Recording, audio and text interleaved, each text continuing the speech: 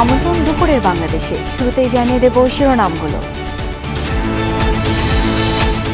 শিশুদের পুষ্টি নিশ্চিতের school feeding প্রকল্পে পুকুর চুরি, সস্তা আর নিম্নমানের খাবারে সপ্তাহে 17 কোটি টাকা লুট, স্বাস্থ্য ঝুঁকিতে শিক্ষার্থীরা।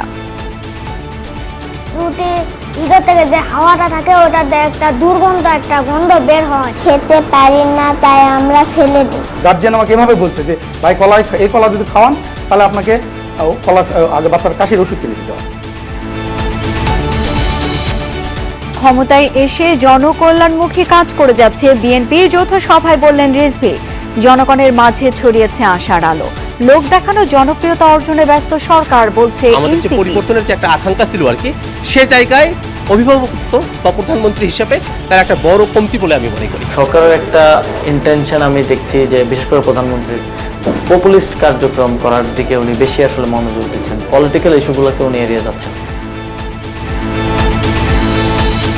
চট্টগ্রামের টাইগার পাস ফ্লাইওভারে গ্রাফিতি আঁকা নিয়ে মেয়র, এনসিপি উত্তেজনা, দুপক্ষের পাল্টাপাল্টি কর্মসূচি, র্যাব পুলিশ মোতায়েন। হামিদ, সিলেট ও কুমিল্লায় আরও 3 শিশুর মৃত্যু, বাড়ছে প্রাপ্তবয়স্কদের আক্রান্তের হার, স্বাস্থ্যবিধি নিয়ে গাফিলতির কারণেই সংক্রমণ। নাটোরের প্রত্যন্ত গ্রামে পালন হচ্ছে মরুর প্রাণী দুম্বা, ওজন ভেদে দাম হাঁকা হচ্ছে 4 লাখ টাকা পর্যন্ত, দূর দূরান্ত থেকেও আসছেন ক্রেতারা। মরুভূমির এই প্রাণী যে আসলে বাংলাদেশে উৎপাদন করা সম্ভব এটা আমাদের ধারণাই ছিল না। দুম্বার পরিচর্যা করতে আমাদের খুব ভালো লাগে, বিভিন্ন জেলা থেকে লোকজন আসে, তারা দেখতে আমাদেরও ভালো লাগে, তাদেরও ভালো লাগে। ইরানকে 5 দফা শর্ত ট্রাম্পের, মেনে না নিলে ভয়াবহ পরিণতির হুঁশিয়ারি মার্কিন প্রেসিডেন্টের, যে কোনো পরিস্থিতির জন্য প্রস্তুত তেহরান।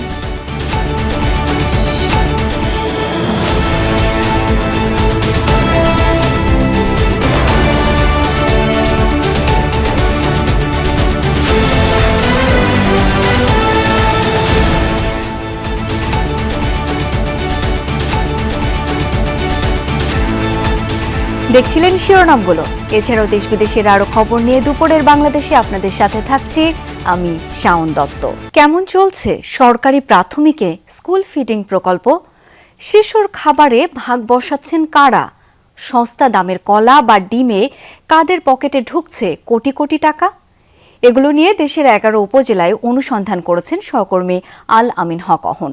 দেখা যাচ্ছে শুধু একদিনে কলা থেকে পকেটে পড়া হচ্ছে 1.5 কোটি টাকা, সপ্তাহের ডিম বনরটি থেকে 15 কোটি, যার ফলশ্রুতিতে স্বাস্থ্য ঝুঁকিতে পড়ছে কোমলমতি শিশুরা। রিপোর্টের জন্য ছবি তুলেছেন লুৎফর রহমান।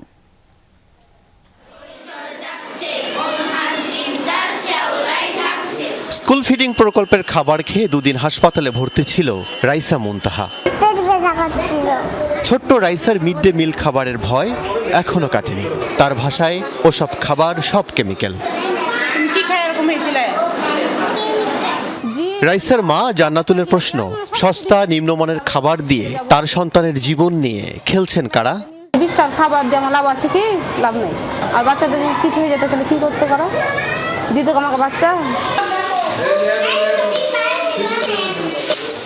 5,500 কোটি টাকার প্রকল্পে শিশুর মুখে দেয়া সম্ভব উন্নত মানের খাবার।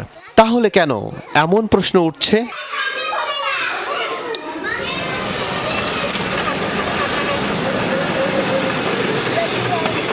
জয়পুরহাটের কালাই উপজেলার থুপসারা সরকারি প্রাথমিক বিদ্যালয়ের শিক্ষার্থীদের জন্য যে দুপুরের খাবার, সেই খাবার এসেছে মিড ডে মিলের। বনরুটি কতটা ঠিকঠাক, ডিম কতটা ঠিকঠাক, সেটি আমরা অনুসন্ধান করব। হাতত নিয়ে বুঝতে পারছি এই রুটি খাওয়ার খুব একটা সমস্যা হবে। এইখানে একটু ফাঙ্গাস মনে হচ্ছে কেন এখন, তো যে এই অংশটা ফাঙ্গাস, যার কারণে এই খামিরটা এই গন্ধটা আসতেছে। বিদ্যালয়ের প্রধান শিক্ষক জিয়াউল হক তিনি বলছেন এই ঘটনা নিয়মিত। এই ব্যাপারে তাদের কোনো পদক্ষেপ নেয়নি, আজ পর্যন্ত নেয়নি। জয়পুরহাটের কালাই উপজেলার তেলিহার সরকারি প্রাথমিক বিদ্যালয় এসব রুটি দেয়া হবে শিক্ষার্থীদের। 120 গ্রাম ওজনের বান রুটির দাম ধরা হয়েছে 24 টাকা পর্যন্ত। ওজন ঠিক রাখতে ভেজাই রাখা হয়েছে রুটি। খামিরটা ভিজা আছে না, এই রুটিটা খেলে কিন্তু পেটে ব্যথা হবে, আপনারও হবে। আশেপাশের আরও কয়েকটি জেলা ঘুরে দেখতে চাই আমরা। রুটি ভিতর থেকে যে হাওয়াটা থাকে ওটা দিয়ে একটা দুর্গন্ধ একটা গন্ধ বের হয়, খেতে পারি না তাই আমরা ফেলে দিই। নিয়ম অনুযায়ী ডিম দিতে হবে ন্যূনতম 60 গ্রাম ওজনের, প্রতি পিসের দাম 14 টাকা পর্যন্ত।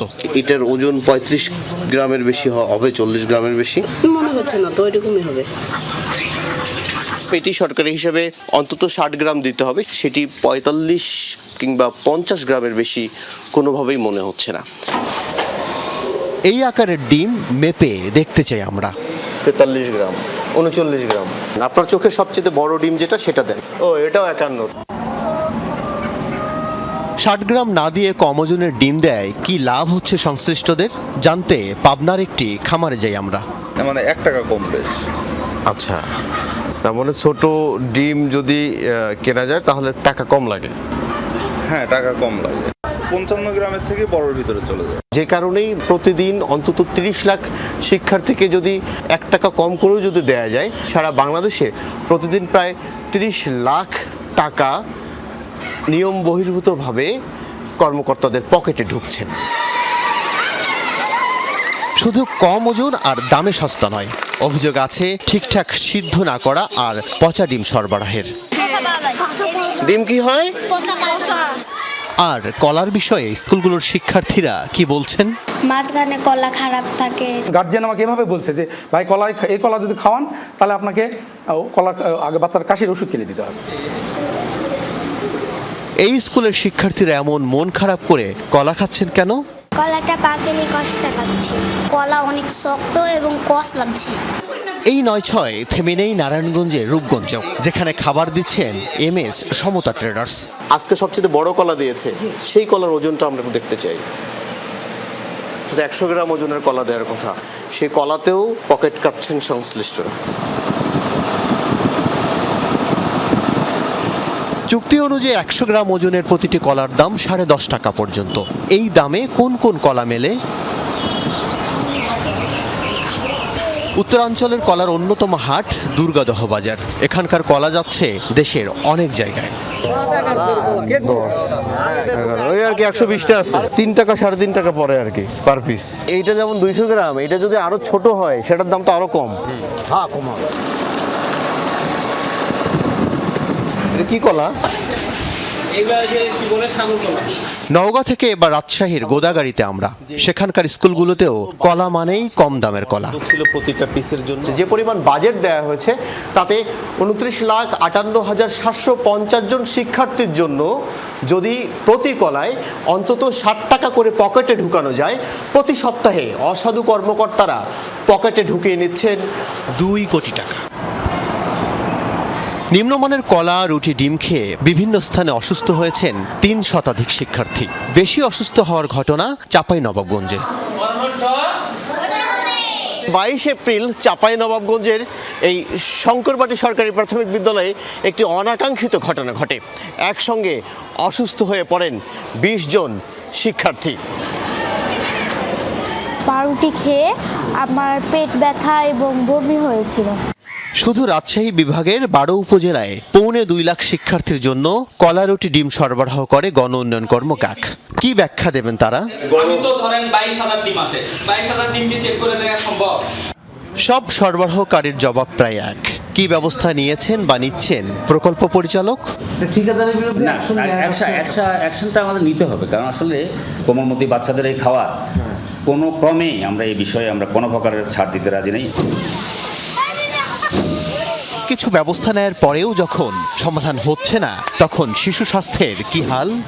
উপাদানগুলো যদি ক্ষতিকর থাকে, সেটা বাচ্চাদের কারো লিভারের ক্ষতি হতে পারে, বা আর যদি বাসি পচা থাকে তাহলে ডায়রিয়া হতে পারে, বা জন্ডিস হতে পারে, হেপাটাইটিস E এগুলো হতে পারে। বিশ্ব স্বাস্থ্য সংস্থার এই উপদেষ্টা বলছেন, আর্থিক অনিয়মে শিশুরা যেন ঝুঁকিতে না পড়ে সেই ব্যবস্থা নিতে হবে।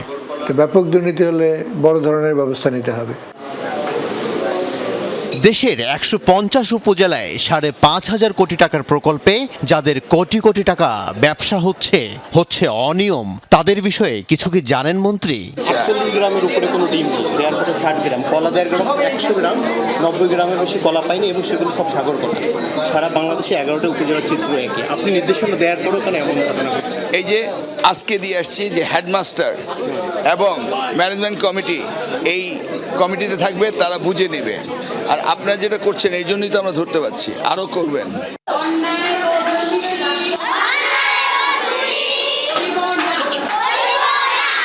এই শপথ দেশের প্রতিটি নাগরিকের জন্য, কিন্তু সে কথা মনে রাখেনি স্কুল ফিডিং প্রকল্পের সংশ্লিষ্টরা। বর্তমানে 5 প্রকার খাবার দেয়া হচ্ছে শিশুদের।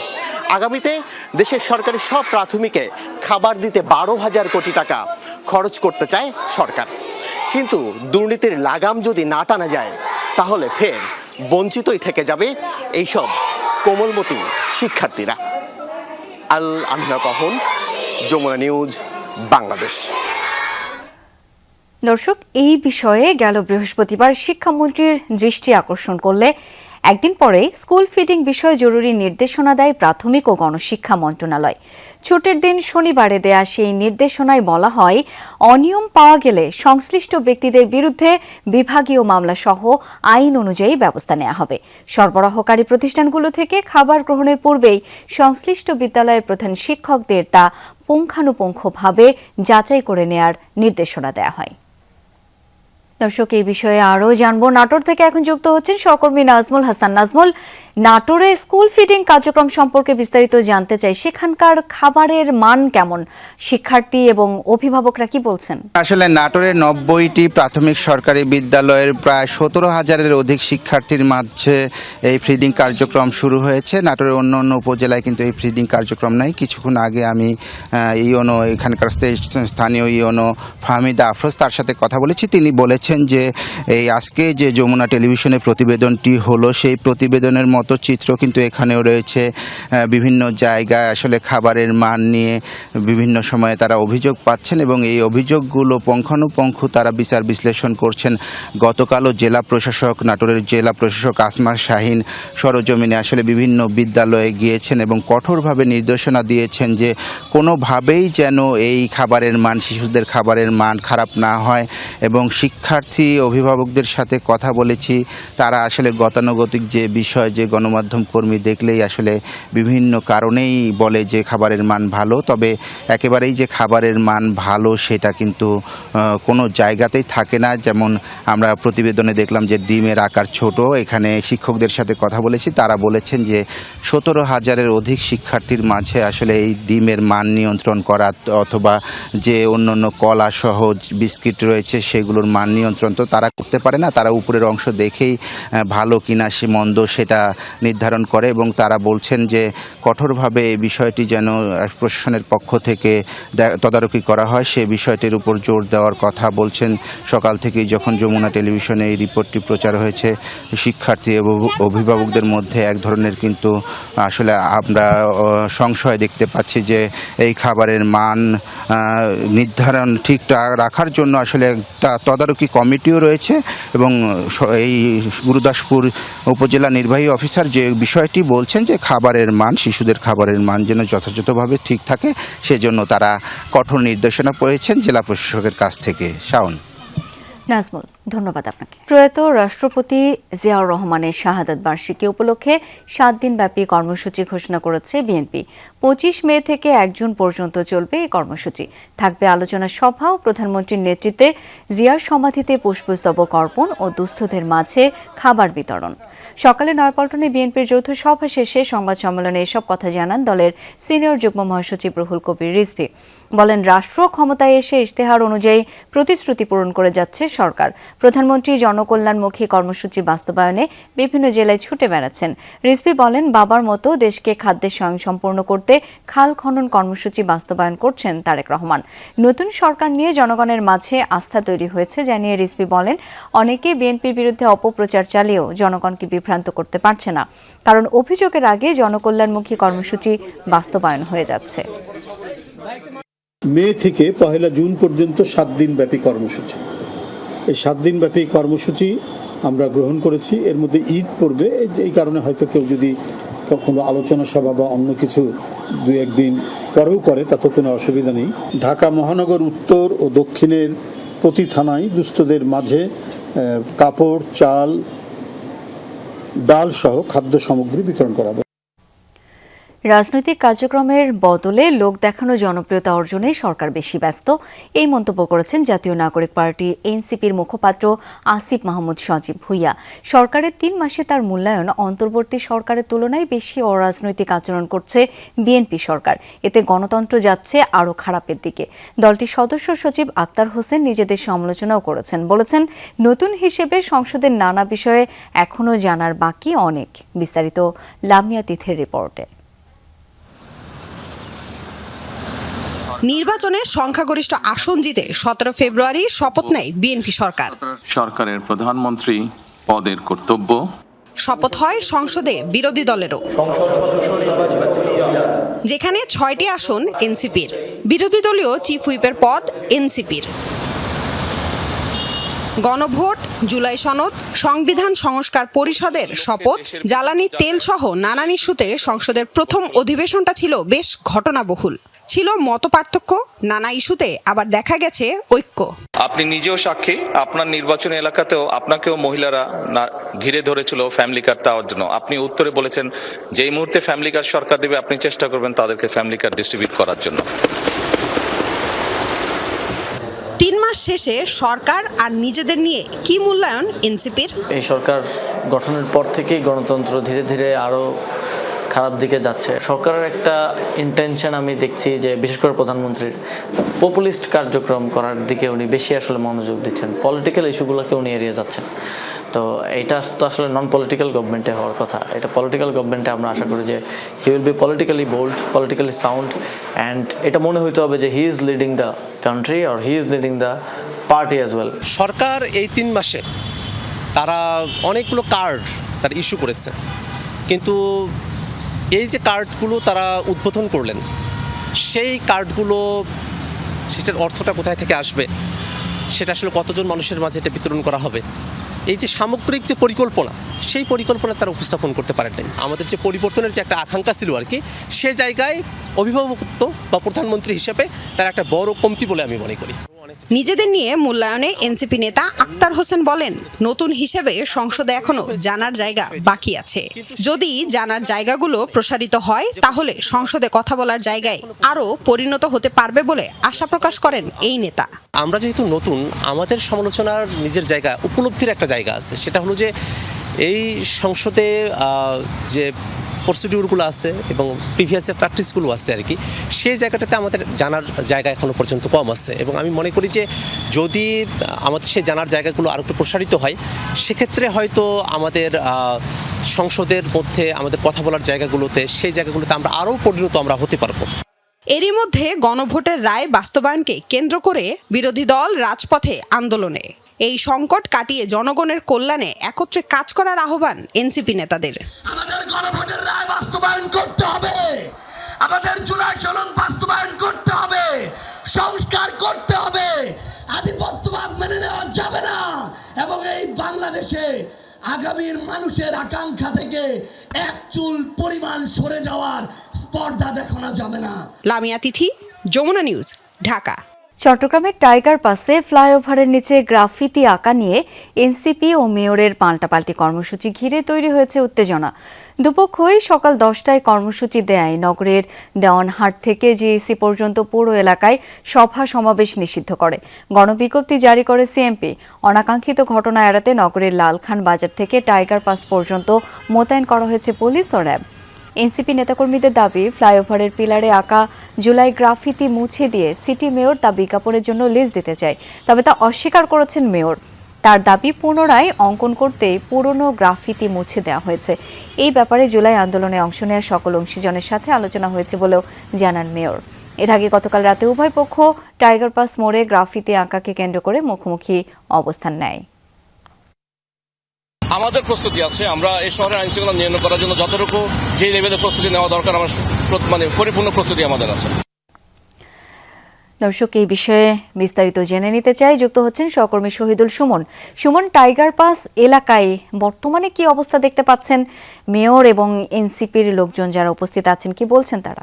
যেহেতু 144 ধারা জারি রয়েছে এই এলাকায়, আমরা সকাল থেকে আসলে এনসিপির কোনো নেতাকর্মীকে আসলে এই এলাকায় দেখিনি। অর্থাৎ তারা যে 10টায় কর্মসূচি দিয়েছে সেই কর্মসূচি বাস্তবায়নে তারা কেউ এখানে আসেনি। আমরা কিছুক্ষণ আগে একজন নেতার সাথে কথা বলেছিলাম এনসিপির, তারা জানিয়েছিলেন যে যেহেতু একটি আইন জারি রয়েছে এখানে, সেক্ষেত্রে আইনকে সম্মান জানিয়ে তারা আজকের যে কর্মসূচি সেটি এখনো পর্যন্ত পালন করেনি। একই সাথে মেয়রও কিন্তু আসলে সকালে সংবাদ সম্মেলন করেছে, তিনিও আসলে দাবি করছেন যেহেতু 144 ধারা বলবৎ রয়েছে, আইন শৃঙ্খলা পরিস্থিতি যাতে নিয়ন্ত্রণে থাকে, তাই তিনিও কোনো ধরনের কর্মসূচি এখানে পালন করছেন। তবে সিটি কর্পোরেশনের কিছু কর্মচারী এবং বিএনপি পন্থী কিছু লোকজনকে আমরা দেখেছিলাম সকালে এই এলাকাটিতে একটি মিছিল করেছেন, তবে পুলিশের উপস্থিতিতে করলেও আসলে পুলিশ কোনো ধরনের বাধা দেয়নি, তারা পরবর্তীতে সিটি কর্পোরেশন এলাকায় প্রবেশ করে যায়।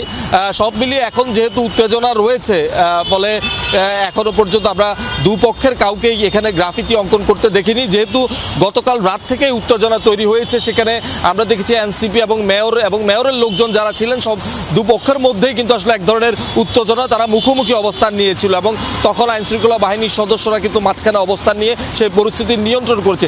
এই এলাকাটিতে মূলত সৌন্দর্য বর্ধনের জন্যই আসলে মূলত ফ্লাইওভারের যে পিলার রয়েছে সেই পিলারে গ্রাফিতিগুলো মুছে দিয়েছে, এমনটি আসলে দাবি। সুমন, অনেক ধন্যবাদ বিস্তারিত জানানোর জন্য। হাম ও উপসর্গে থামছেই না মৃত্যু। 24 ঘন্টায় সিলেটে 2, কুমিল্লায় প্রাণ গেছে আরও 1 শিশুর। হামের প্রাদুর্ভাব শুরুর পর সিলেটে এ পর্যন্ত প্রাণ গেল 37 জনের। জেলার বিভিন্ন হাসপাতালে নতুন রোগী ভর্তি হয়েছেন 73 জন, মোট চিকিৎসাধীন 275 জন। ময়মনসিংহ মেডিকেলে 24 ঘন্টায় নতুন রোগী ভর্তি হয়েছেন 26 জন, চিকিৎসাধীন আছেন মোট 103 জন। এছাড়া বরিশাল, রাজশাহী, রংপুর, খুলনা ও চট্টগ্রাম বিভাগের বিভিন্ন হাসপাতালেও রোগীর ভিড় রয়েছে। হাম ও উপসর্গ নিয়ে মৃত্যু না থামায় উদ্বেগ বাড়ছে অভিভাবকদের মাঝে। আতঙ্কিত না হয়ে অভিভাবকদের আরও সতর্ক থাকার পরামর্শ চিকিৎসকদের। দর্শক, একটু হাম পরিস্থিতি জেনে নিতে চাই। সিলেট থেকে এখন যুক্ত হচ্ছেন সহকর্মী নাবিল হোসেন। নাবিল, সিলেটে প্রায় প্রতিদিনই শিশু মৃত্যুর খবর পাওয়া যাচ্ছে, কেন? এ ব্যাপারে চিকিৎসকরা কি বলছেন? মৃত্যু কেন, সেই উত্তরটা আসলে সংক্রমণের উপর নির্ভর করছে। কারণ সংক্রমণ যেহেতু এখনো নিয়ন্ত্রণ হয়নি, যার কারণে রোগীর সংখ্যাও আসলে বেশি, হাসপাতালে ভর্তি রোগীর সংখ্যাও বেশি, এবং এতে করে যেই রোগীদের অবস্থা সংকটাপন্ন হচ্ছে, বিশেষ করে শিশুদের, তাদের আসলে মৃত্যুটা বেশি হচ্ছে। এবং এখন পর্যন্ত সিলেটে যেই 37 জনের মৃত্যু হয়েছে, তাদের বেশিরভাগের বয়স, অর্থাৎ আমি যদি বলি শতকরা 90%-ই বয়স আসলে 1 বছরের কম। এবং দুইটি বিষয়ে চিকিৎসকরা বলছেন। একটি হচ্ছে যে গত 2 বছর হামের টিকা নিয়ে যে অব্যবস্থাপনা ছিল, যার কারণে কমিউনিটি লেভেলে যে শিশুদের যে ইমিউনিটি, সেই ইমিউনিটি সিস্টেমটা দুর্বল হয়ে যাওয়ার কারণে এবার রোগ প্রতিরোধ ক্ষমতা তাদের কমে গেছে, ফলে এই মৃত্যু হারটা বেড়েছে। এবং পাশাপাশি অপুষ্টিজনিত একটি কারণ রয়েছে, যেটিও আসলে এই যে সংক্রমণ কিংবা এই যে আসলে সংকট, শিশুদের শারীরিক সংকট, সেটি বাড়িয়ে তুলছে। ফলে এই টিকা দেওয়ার বিষয়ে জোর দিচ্ছেন তারা, পাশাপাশি শিশুদের পুষ্টি যাতে নিশ্চিত হয় সেজন্য অভিভাবকদের আসলে পরামর্শ দিচ্ছেন। এবং আরেকটি গুরুত্বপূর্ণ বিষয়, সেটি হচ্ছে যে শিশুরা এখনো টিকার আওতায় আসেনি, তাদের দ্রুত সময়ের মধ্যে টিকার নিশ্চিতের কথা তারা বলছেন। নাবিল, অনেক ধন্যবাদ আপনাকে। 9 মাসের কম বয়সী শিশুদের হাম আক্রান্ত হওয়ার অন্যতম কারণ হলো মায়ের বুকের দুধ কম খাওয়ানো। বর্তমানে প্রায় 63% মা ব্রেস্টফিড করান না সন্তানদের, ফলে প্রাকৃতিক রোগ প্রতিরোধ ক্ষমতা থেকে বঞ্চিত হচ্ছে শিশুরা, সহজেই হামের মতো ছোঁয়াচে রোগে আক্রান্ত হচ্ছে। সকালে বাংলাদেশ মেডিকেল বিশ্ববিদ্যালয়ে আয়োজিত বাংলাদেশে হামের পুনরুত্থান, আজকের সংক্রমণ ও আগামী দিনের স্বাস্থ্য ঝুঁকি শীর্ষক সেমিনারে এসব কথা বলেন চিকিৎসকরা। জানান, দেশের 95% শিশুকে টিকার আওতায় আনার ফলে হামের সংক্রমণ কিছুটা নিয়ন্ত্রণে এসেছে, তবে কার্যকর প্রতিরোধ গড়ে উঠতে কয়েক সপ্তাহ সময় লাগে। তাই এই সময়ে শিশুদের বাড়তি যত্ন নেওয়া জরুরি। পাশাপাশি শিশুদের নিয়মিত বুকের দুধ খাওয়ানো এবং ভিটামিন এ ক্যাপসুল নিশ্চিত করার উপরও গুরুত্ব আরোপ করেন চিকিৎসকরা। জেলা মোটর শ্রমিক ইউনিয়নের নবগঠিত কমিটি নিয়ে দ্বন্দ্বের জেরে রাজশাহী থেকে সকল রুটের বাস চলাচল বন্ধ রয়েছে। সকাল থেকে সকল রুটে বাস চলাচল বন্ধ করে দেয় শ্রমিকরা, এতে করে চরম দুর্ভোগে পড়েন যাত্রীরা। উপায় না পেয়ে অনেকে বিকল্প পথে গন্তব্যে যাচ্ছেন। শ্রমিকরা জানান, গতকাল কেন্দ্র থেকে রফিকুল ইসলামকে সভাপতি এবং মমিনুল ইসলামকে সাধারণ সম্পাদক করে 21 সদস্যের জেলা মোটর শ্রমিক ইউনিয়নের কমিটি ঘোষণা করা হয়, কিন্তু এই কমিটিকে প্রত্যাখ্যান করে শ্রমিকদের একাংশ। এ নিয়ে আজ সকাল থেকে তারা সকল রুটের বাস চলাচল বন্ধের ঘোষণা দেয়। দ্রুত বিষয়টি সমঝোতা করে বাস চলাচল চালু করা হবে বলে আশ্বাস দেন মোটর শ্রমিক ইউনিয়নের নতুন কমিটির সাধারণ সম্পাদক মমিনুল ইসলাম। আমরা এখানে আইসা দেখি যে সব বন্ধ, কাউন্টার, কোনো বাসই চলতেছে না। আসলে আমরা তো জানতাম না বাস বন্ধ, এখন ওই যে সব জিনিসপত্র নিয়ে এখন কি করব কিছুই বুঝতে পারছি না। এই যে ঢাকা যাব, এখন দেখছি সবই বন্ধ, কাউন্টার শাটার নামায় রাখছে আর কি। দর্শক, আগামী অর্থ বছরের জন্য 3 লাখ কোটি টাকার বার্ষিক উন্নয়ন কর্মসূচি এডিপি পর্যালোচনা করা হচ্ছে এনইসি সভায়। প্রধানমন্ত্রী তারেক রহমানের সভাপতিত্বে চলছে জাতীয় অর্থনৈতিক পরিষদ এনইসি সভা। আগারগাঁওয়ে পরিকল্পনা মন্ত্রণালয়ে আছেন আমার সহকর্মী রিমন রহমান। একনেক সভা নিয়ে বিস্তারিত জেনে নেব তার কাছ থেকে। রিমন, একনেক সভা এখনো চলছে কিনা, এবারের এডিপিতে অগ্রাধিকারমূলক খাত কি রয়েছে, বিস্তারিত জানতে চাই আপনার কাছ থেকে। সকাল 10টায় প্রধানমন্ত্রী তারেক রহমানের সভাপতিত্বে এই বৈঠকটি শুরু হয় এবং আমরা যেটা জানতে পেরেছি যে কিছুক্ষণ আগে বৈঠকটি শেষ হয়েছে এবং প্রধানমন্ত্রী হয়তো এখান থেকে কিছুক্ষণ পরেই এখান থেকে চলে যাবেন। আমরা যেটি সূত্র মতে জানতে পেরেছি যে আগামী অর্থ বছরের যে বার্ষিক উন্নয়ন কর্মসূচি যেটি রয়েছে এডিপি, সেটি চূড়ান্ত করা হয়েছে 3 লাখ কোটি টাকা। স্বায়ত্তশাসিত প্রতিষ্ঠান যে রয়েছে তার ব্যয় সহ যদি দাঁড়ায় তাহলে 3,08,000 কোটি টাকার যে ব্যয় সেটি কিন্তু এর মধ্যে অনুমোদন দেওয়া হয়েছে।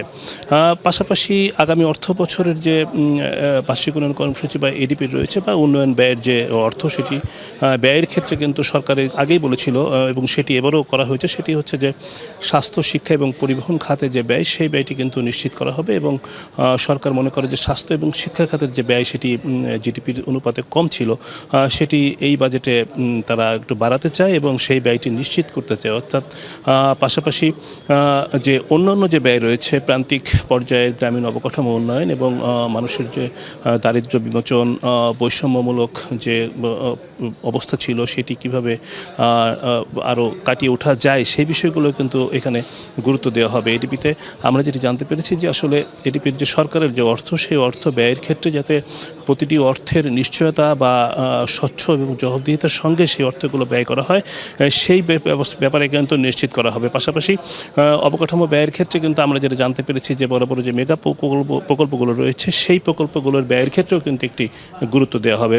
কিছুক্ষণ পরে অর্থমন্ত্রী আমির খসরু মোহাম্মদ চৌধুরী এখানে আসবেন এবং সাংবাদিকদের সামনে এই সার্বিক অবস্থা নিয়ে ব্রিফিং করবেন। তখন হয়তো আমরা সার্বিকভাবে বিষয়গুলো জানতে পাবো। নিশ্চয়ই সেই তথ্যগুলো আপনাদের মাধ্যমে জানাতে পারবো দর্শকদের। অনেক ধন্যবাদ রিমন আপনাকে। মরুর প্রাণী দুম্বা পালন হচ্ছে নাটোরে। গুরুদাসপুর উপজেলার খামার পাথুরিয়া গ্রামে মনোরম প্রকৃতিতে গড়ে উঠেছে খামার। ঈদুল আজহাকে সামনে রেখে দুম্বার চাহিদাও বেড়েছে। এই খামারে 14 প্রজাতির ছাগল, বিভিন্ন জাতের গরু আর গাড়লও রয়েছে। দেশের বিভিন্ন প্রান্ত থেকে ক্রেতা দর্শনার্থীরা ভিড় করছেন এই খামারে। সুবিশাল পুকুরের ধারে ছায়াঘেরা প্রকৃতিতে 32 বিঘা জমির উপর গড়ে উঠেছে ভাই ভাই ছাগল ও দুম্বা খামার। খামারটিতে রয়েছে 14 প্রজাতির 300 ছাগল, এছাড়াও রয়েছে গাড়ল এবং গরু। তবে বিশাল পরিসরের এই খামারটির অন্যতম আকর্ষণ মরুভূমির প্রাণী দুম্বা। এরই মধ্যে জেলার একমাত্র দুম্বা খামার হিসাবে পরিচিতিও পেয়েছে এটি। 2007 সালে পার্শ্ববর্তী দেশ ভারত থেকে 2 জোড়া দুম্বা সংগ্রহ করেন খামারি হান্নান সরকার। সেই থেকে দিনে দিনে খামারে বেড়েছে দুম্বার সংখ্যা। গত কোরবানিতে এই খামার থেকে 80টি দুম্বা বিক্রি হয়েছিল। বর্তমানে খামারটিতে টার্কি, আওয়াসি, নাগরী জাতের দুম্বার সংখ্যা 60টি, যার মধ্যে 30টি দুম্বা এবার কোরবানির জন্য প্রস্তুত রয়েছে। ওজন কোনোটির 1.5 মণ, কোনোটির আবার 4 মণ। এক একটি দুম্বার দাম 1,20,000 টাকা থেকে শুরু করে 4 লাখ টাকা পর্যন্ত। খামারি জানান মরুভূমির এই প্রাণীর রোগবালাই কম, সেই সাথে কম খাবার খরচও। দেশের তাপমাত্রার সাথেও মানিয়ে নিয়েছে প্রাণীটি। বছরে শুধু 3 বার কৃমির ডোজটা করতে হয়, অন্য কোনো অসুখ বিসুখ নেই। আর মরুভূমির প্রাণী হিসাবে আমাদের দেশে ধরেন তাপমাত্রা 0.5% মিডিয়াম, যার কারণে এটা সর্বোচ্চ পারফেক্ট আমাদের দেশের। 50-60 কেজি থেকে শুরু করে 4 মণ পর্যন্ত লাইভ ওয়েট হয় এক একটা দুম্বা। বিভিন্ন প্রজাতির দুম্বা এবং ডরপার, গারল, বিভিন্ন প্রজাতির এবং অন্যান্য বিভিন্ন 12 থেকে 13 প্রজাতির ছাগল রেখে থাকি আমরা। উন্নত এগুলো দেখেই কিন্তু অনেক নতুন উদ্যোক্তা আর কি তৈরি হচ্ছে বাংলাদেশে। বর্তমানে খামারটির বিশাল কর্মযজ্ঞ সামাল দিতে 23 জন শ্রমিক দিনরাত কাজ করছেন। পশুগুলোকে পরিপাটি, সুস্থ ও রোগমুক্ত রাখতে বাড়তি যত্নও নেন তারা। শুরুতে চাহিদা না থাকলেও দুম্বার প্রতি মানুষের আগ্রহ বেড়েছে। বিশেষ করে কোরবানির মৌসুমে দেশের বিভিন্ন প্রান্ত থেকে আসেন ক্রেতারা। অনেকে আবার ছুটে আসেন শুধু দেখার জন্য। দুম্বা পালনে সাফল্য দেখে অনেকেই অনুপ্রাণিত হচ্ছেন। খাদ্য খরচটা একেবারে কম, আর এরা দলবদ্ধভাবে থাকতে ভালোবাসে। মরুভূমির এই প্রাণী যে আসলে বাংলাদেশে উৎপাদন করা সম্ভব, এটা আমাদের ধারণাই ছিল না। দুম্বার পরিচর্যা করতে আমাদের খুব ভালো লাগে। বিভিন্ন জেলা থেকে লোকজন আসে, তারা দেখতে আমাদেরও ভালো লাগে, তাদেরও ভালো লাগে, তারাও আনন্দ পায়। বছরে 2বার বাচ্চা দেয়, এজন্য হচ্ছে দুম্বা অনেক লাভজনক। সাধারণত একটি বাচ্চা দেয়, অনেক আবার যাদের ভাগ্য ভালো তখন 2টা বাচ্চা দেয়। জেলা প্রাণী সম্পদ কর্মকর্তা জানান, দেশের আবহাওয়া দুম্বা পালনের উপযোগী ও লাভজনক হওয়ায় এই দেশে বাণিজ্যিকভাবে দুম্বা পালনের সম্ভাবনা দেখা দিয়েছে। আমাদের দেশীয় গরমের পরিমাণ বাড়ছে, এখানে তো কোনো অসুবিধা নেই, দুম্বা পালা যেতেই পারে এবং যে কোনো ব্যক্তি দুম্বা পালন করতে পারবে, এরকম আবহাওয়া আমাদের দেশে রয়েছে আমি মনে করি। সরকারি পৃষ্ঠপোষকতা আর আধুনিক লালন পালন পদ্ধতি, সঠিক পরিকল্পনার মাধ্যমে দুম্বা পালন দেশের গবাদি পশু খাতে নতুন এক বিপ্লব ঘটাতে পারে বলে মনে করছেন সংশ্লিষ্টরা। নাজমুল হাসান, যমুনা নিউজ, নাটোর। এ পর্যায়ে আমরা একটু কোরবানির পশু বেচাকেনার খবর জেনে নিতে চাই। পাবনা থেকে যুক্ত হচ্ছেন সহকর্মী কলিট তালুকদার।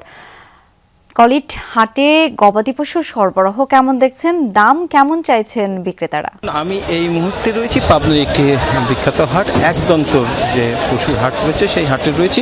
আসলে হাটটি সকাল থেকে শুরু হলেও এখন পর্যন্তই আসলে বেচা কিনা শুরু হয়নি। এখানে যে খাজনার যে তথ্য, সেখান থেকে মাত্র 4টি পশু এখন পর্যন্ত বিক্রি হয়েছে এবং বিক্রেতারা বলছে যে সময় যত গড়াবে আসলে 3টা 4টার পরে গরু বেচা কিনা বৃদ্ধি পাবে। এবং দাম নিয়ে যদি বলি, আসলে দাম নিয়ে রয়েছে মিশ্র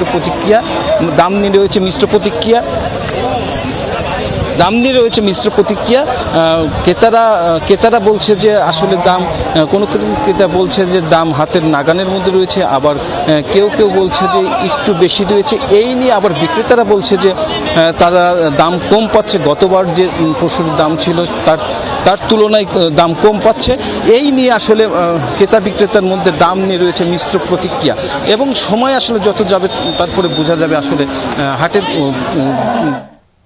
কলিট, অনেক ধন্যবাদ আপনাকে। আবারও যুদ্ধের শঙ্কা ইরান ঘিরে তেহরানের শান্তি প্রস্তাবের জবাবে এবার 5 দফা শর্ত দিয়েছে যুক্তরাষ্ট্র, যা মেনে না নিলে কঠোর পরিণতির হুঁশিয়ারি দিয়েছেন প্রেসিডেন্ট ডোনাল্ড ট্রাম্প।